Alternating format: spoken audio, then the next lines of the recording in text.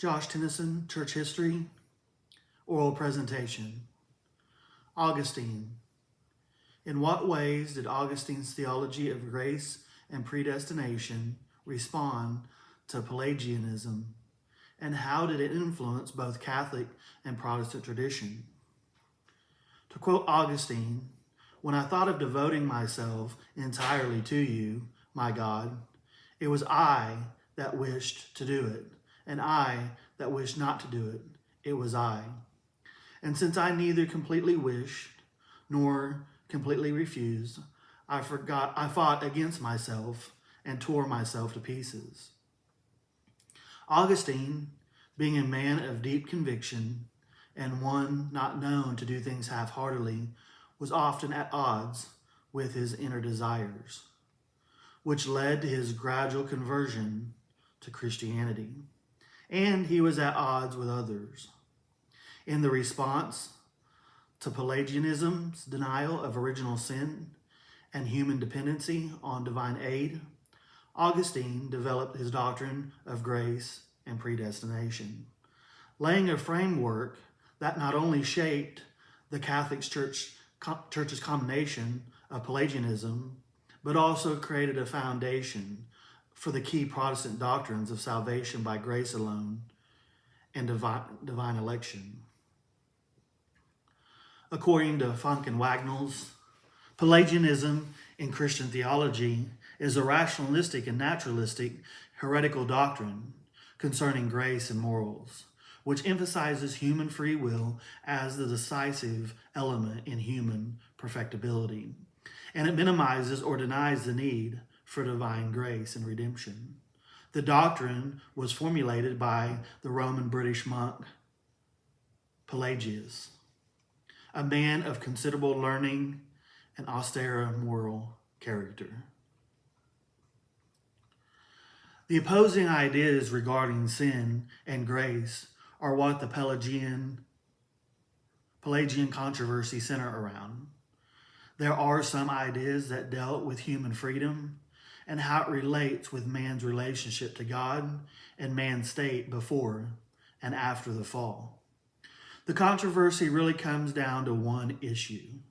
Where does the work of redemption lie? It is the work of God, or is it a work of God or a work of man? Is that man needs to change, or is it that he just needs more improvement? Robert Slayton, in his thesis, St. Augustine and the Pelagian controversy, puts it this way. The ideas of Pelagian system of thought promoted human freedom, while Augustine promoted the necessity of divine grace.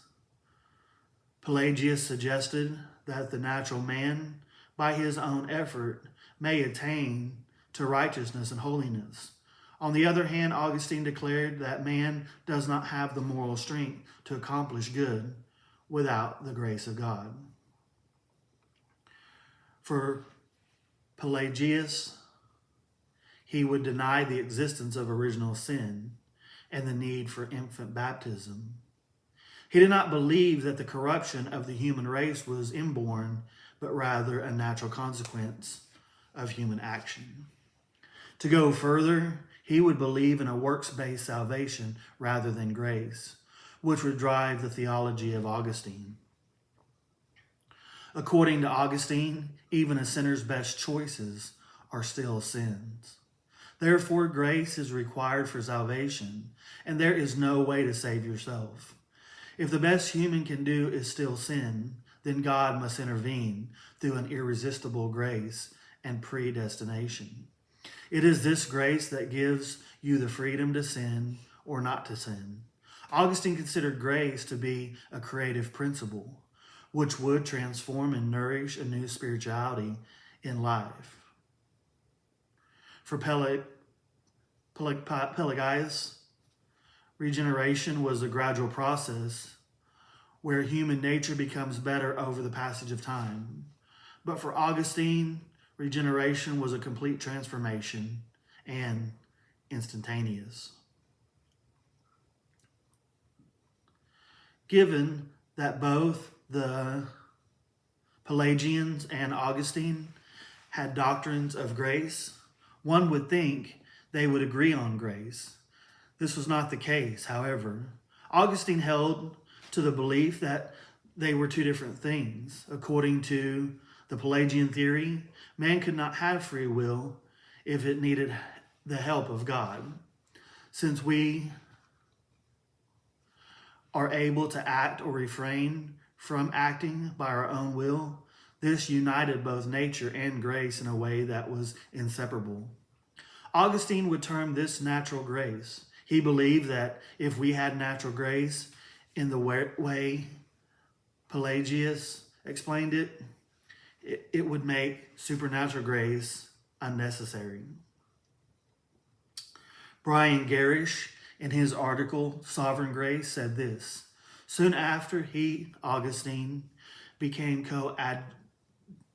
coadjutor bishop of Hippo, he found himself pondering a question about Romans 9:10-29, put to him by Simplician, who was shortly succeed Ambrose as Bishop of Milan.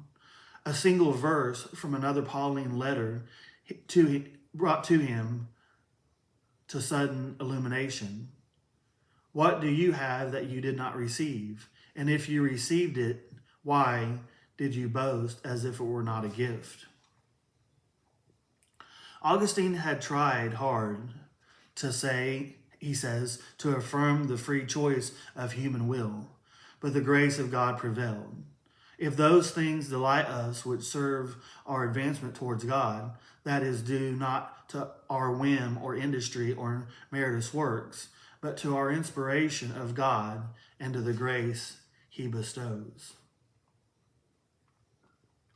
Augustine's view of the doctrines of sin, predestination, and free will would set the stage for discussions all the way up to and during the Reformation. The Reformers agreed with Augustine's doctrine of original sin and man's inability to save himself. Reformed theologians hold to his view of predestination, especially on the preservation of the saints. Augustine's view had a great deal of influence on John Calvin, to the point that he would liberally quote Augustine. He regarded Augustine as a faithful interpreter of Scripture. Dr. W. Cunningham goes as far as to write that this combination of Lutheranism and Augustinianism is just Calvinism, which is thus the fullest, most complete, and most comprehensive exposition of the whole scheme of the Christian doctrine. Luther was also known to eagerly devour the words of Augustine and even to largely adopt his stance on grace and sin. Augustine's influence on the Catholic Church can be seen in many ways. One of the most prominent ways is that he is the most cited ecclesiastical writer in the Catechism of the Catholic Church. He is cited 87 times, with the next most citations being 61. His doctrine of original sin continues to be a major tenet of the Catholic faith. The Catholic Church continues to embrace Augustine's views of sin, grace, predestination, and free will. It can also be seen in the current Pope.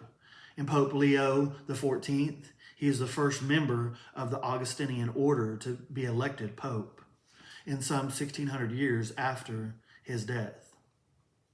For the heresy of Pelagianism, I believe it was a crucial topic that needed immediate attention. Had Augustine not taken this claim seriously or let it go for someone else to address later, we might have faced a significant problem in the life and the theology of the early church. It was Augustine's approach to original sin and free will that demonstrated that man was entirely responsible for his actions and could only be truly redeemed by God's grace. Thank you.